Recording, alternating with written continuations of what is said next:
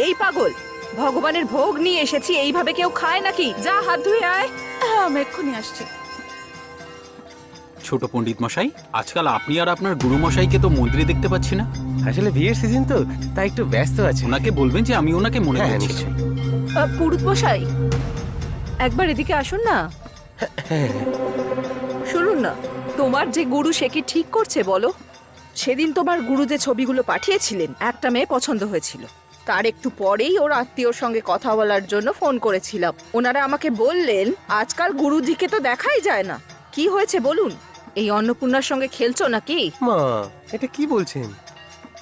আপনি যদি এত রেগে যান তাহলে আমরা বাঁচবো কি করে?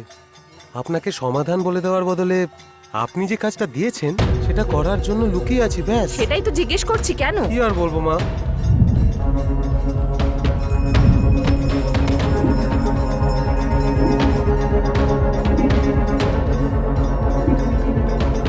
আপনার আর আপনার সম্পর্ককে নমস্কার। আরে পণ্ডিত মশাই,